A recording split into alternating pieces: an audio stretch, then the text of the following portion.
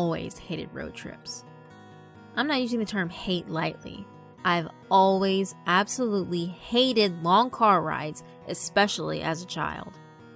The hours on end spent cramped in the back of a vehicle drove me to the brink of adolescent madness. The sound of the road seemed always just loud enough to make it impossible to carry on a conversation with my parents up front. That's how desperate I'd get for any kind of break from the monotony. I'd actually wish I could hear my parents. Sometimes my mom would try to make the trips a little less unbearable for both of us.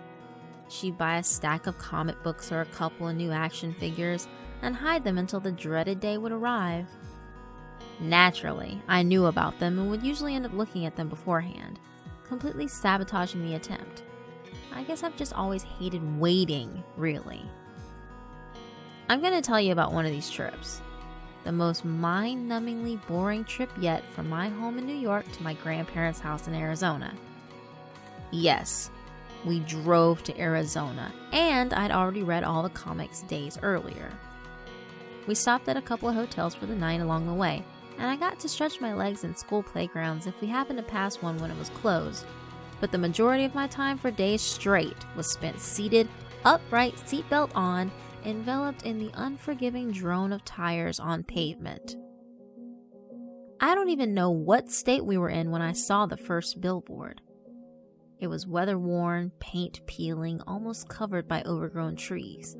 Something largely unremarkable except for the image it offered. Whimsywood was written in multicolored, balloon-like letters and set above the upturned head of a unicorn. As we whipped past the sign, I could barely catch the small text below the mythical creature's image. Games, rides, animals, family fun, 25 miles ahead. Mom! I shouted as loud as I could, overtaking the tire's drone by several octaves. Mom, there's a park! She had seen it. They both had.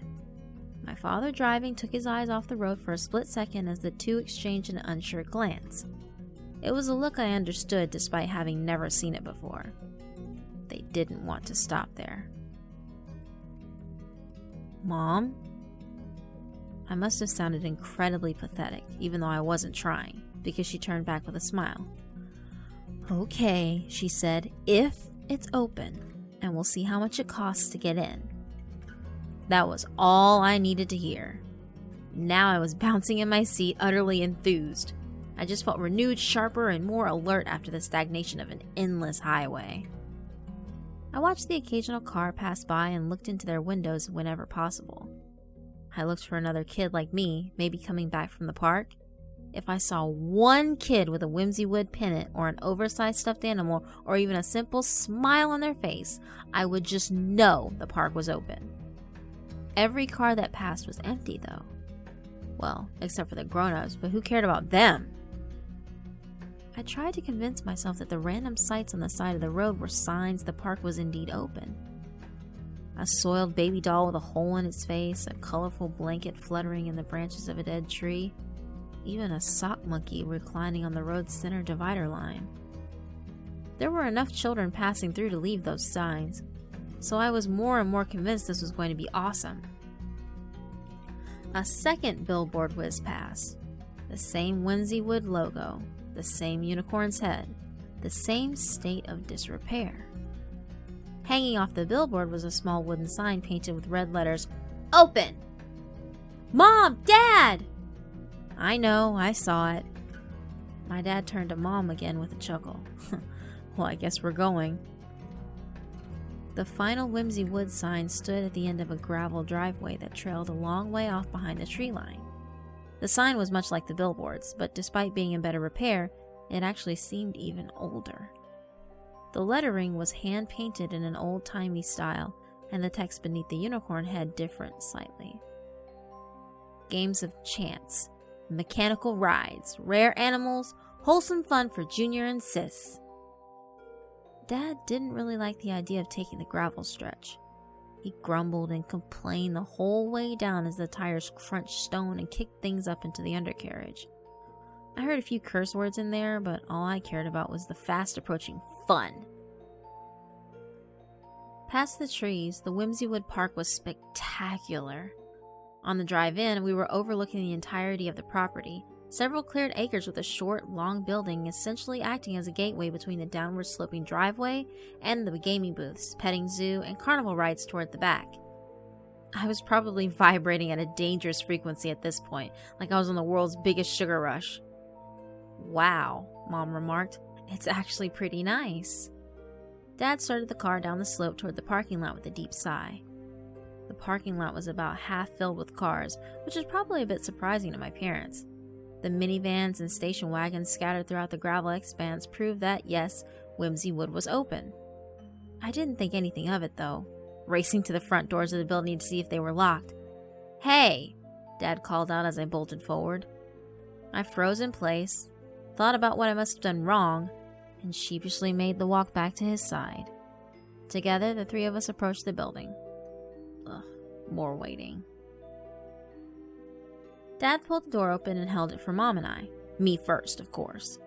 There was a wooden box by the front doors that simply read, "Pay what you can. $5 for everyone over 3 suggested." I thought I saw Dad slip in a $10 bill and thought about protesting my age, but I was too excited to get inside. The interior of the building was dark, lit by row upon row of arcade game cabinets and neon signs that hung on the walls.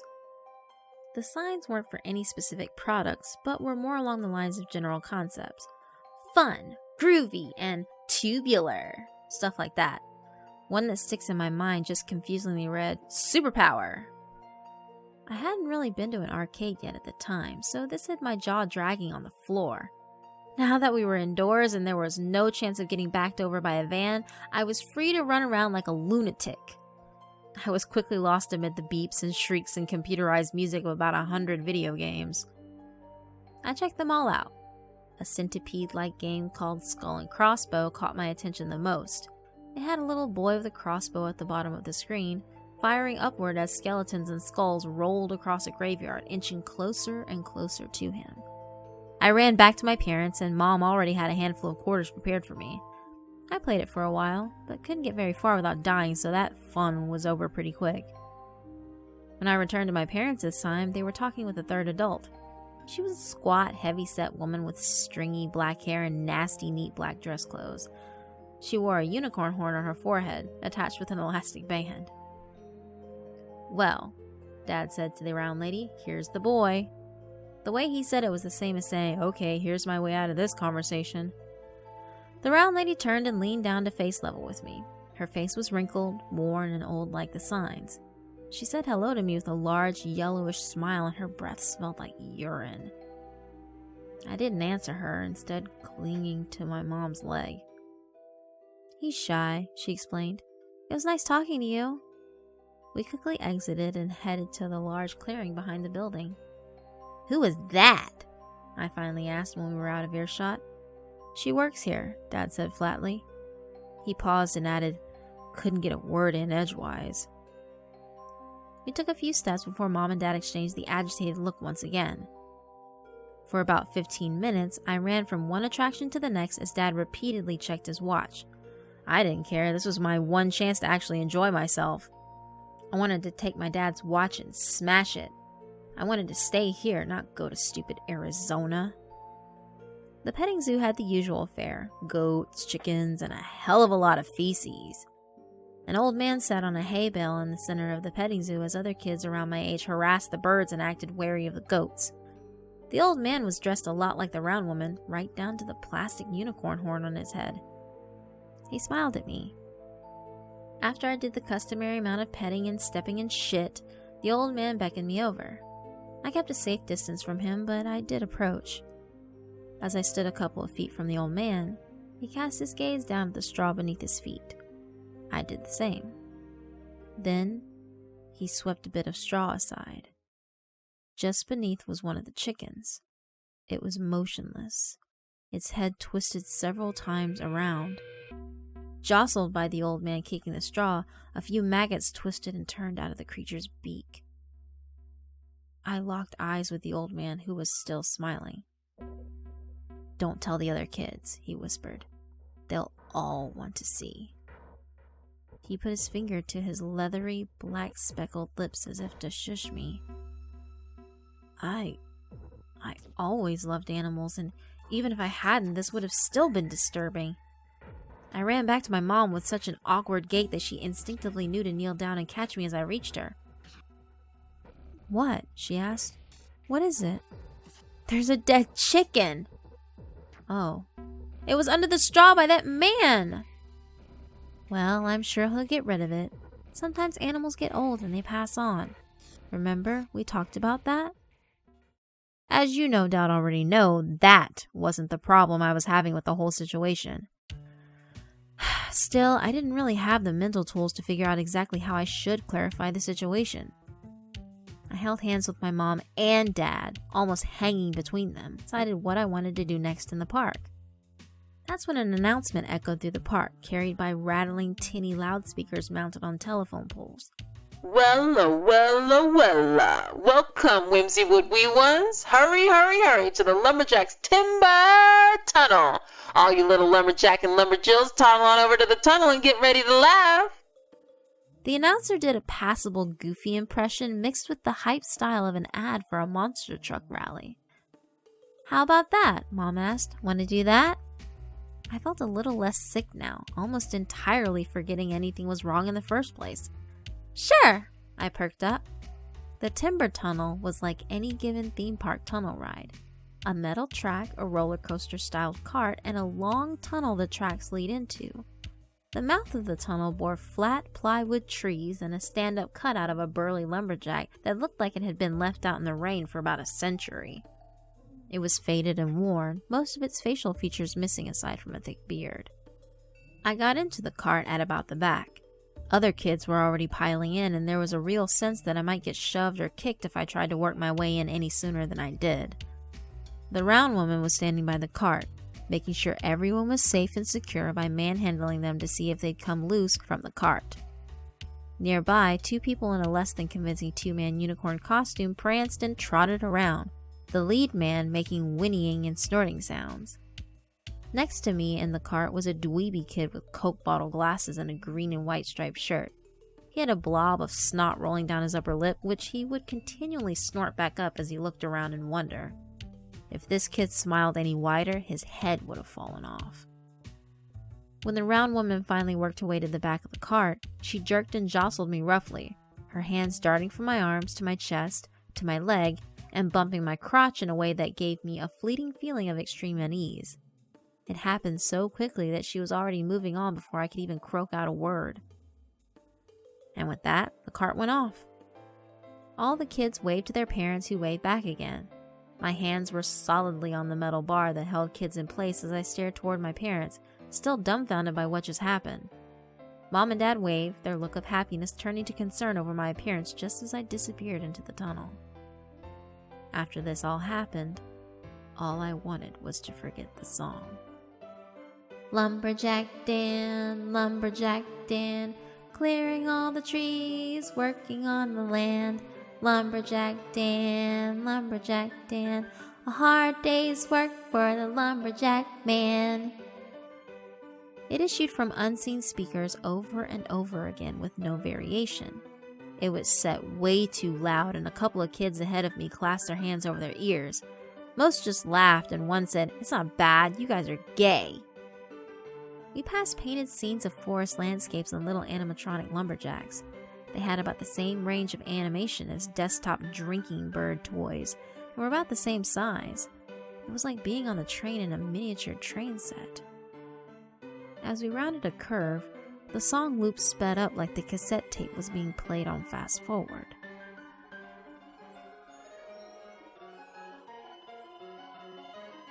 The screeching, high-pitched voice was ear-splitting. Now all the kids were covering their ears. I looked at the little mechanical people as we continued through the ride. They were moving faster, as well, blindingly fast. Faster than a tiny tin toy should realistically be able to move without flying free of their hinges. As we continued, the lumberjacks were cutting other things. Farm animals. People. Tiny lumberjacks had moved into a small settlement of log cabins and were relentlessly, eternally hacking away at tiny felled people. Blood spurts made of red metal wire jiggled this way and that as the torturous murders commenced. The lights went out. The song still played, still way too fast and way too loud. I felt my pants getting wet. The cart shook. It shook with increasing severity, like someone jostled the front of the car, then the middle, working their way back. Suddenly, something hit me in the jaw very hard like an uppercut. I felt something lash my face as well. It was like being hit from underneath by a child's shoe, foot and all, with the laces following suit. It was almost like someone had flown past while kicking out violently. Reeling from the shocking blow, I slipped beneath the safety bar and crumpled to the floor of the cart. I cried out, but the music drowned the sound. I felt across the floor for help from the boy next to me, but I found only empty space from wall to wall within the cart. The music finally ceased and everything was deathly quiet. Sniveling in the dark, I remained quiet. I didn't even breathe deeply. I listened for any sign of where everyone had gone or why they'd left. All I heard was a sound like a restaurant full of customers obnoxiously slurping soup mixed with the absent, brainless chewing of a group of cattle. It wasn't loud, but in the darkness it seemed to echo all around me. The lights never came back on, but thankfully the cart had continued to move throughout his ordeal. Soon, I saw daylight as I emerged from the other side of the tunnel, still hunched down on the floor and clutching my swollen jaw. When I realized I was most likely past the danger, or at least assumed I was, I boldly popped my head out of the cart and looked around, the sunlight burning my unadjusted eyes. I was alone. I don't mean I was alone in the cart, though I was, but rather that there was absolutely nobody around. Not a single parent was there to greet anyone coming off the ride. The cart was still moving when I rolled myself over the side and landed on the ground hard. I was frantic at this point, nearly crying. I moved as fast as I could through the grounds, making a beeline away from the timber tunnel and toward the long building at the front of the park. The petting zoo was empty except for the animals. Everything was empty. The game booths displayed unguarded prizes, and the other rides whirred and click-clacked with no passengers and no operators. As I moved through the arcade building, I made sure to stop at each row of cabinets to see if my parents had come in there for some unknown reason. It was just as desolate as the rest of the place. When I reached the parking lot, that's when relief finally washed over me. There were my mom and dad walking toward our car. The other parents were here as well, doing much the same. "Mom!" I called out. "Dad!" Nothing. Not even a hesitation in their step. "Mom!" I repeated in a desperate tone. When I caught up with them, I slipped between them and took their hands again. They both gasped and shocked and looked down at me as if some sort of otherworldly creature had suddenly grabbed onto them. "Hey," Mom said, almost as if she was remembering something from far away in the past. "Hey, where were you?" "Mom," I started bawling at this point. "Mom, I was in the tunnel! You left me in the tunnel! Where were you going, Mom?" "The tunnel?" she repeated, seemingly mystified. "The tunnel," Dad grinned at Mom. "We left him in the tunnel." He was making fun of me, acting like I wasn't making any sense and like I was doing it on purpose. It made me so mad I could actually hear my own pulse. "Dad, you did!" I never convinced them. To this day, I've never convinced them of any of it. Even though we all got into the car and drove up that slope out of Whimsywood, 10 seconds later they acted like they'd never even heard of the place. They acted as if there had been no interruption in the trip. Mom even said I dreamed it. We were right in the middle of talking about Whimsywood. She had just said it seemed like a nice place, even if it was a bit run down. And the next moment she was talking about it being something I dreamt. I watched another car behind us that had just come from the park as well. without the child that had been riding along less than an hour earlier. Out of the passenger side window came a stuffed rabbit, a juice cup, a coloring book. By the time we reached Arizona, the combination of my parents' insistence that I dreamt it all, combined with the monotony of the remaining trip, had worn me down. I really started considering the idea it hadn't been real. I almost had myself fooled until the trip home. On the way back, we passed the billboards again. Games, rides, animals, family fun, 25 miles ahead. Hey, look, Mom said. You've been really good. Want to stop there on the way? Much to her surprise, I declined.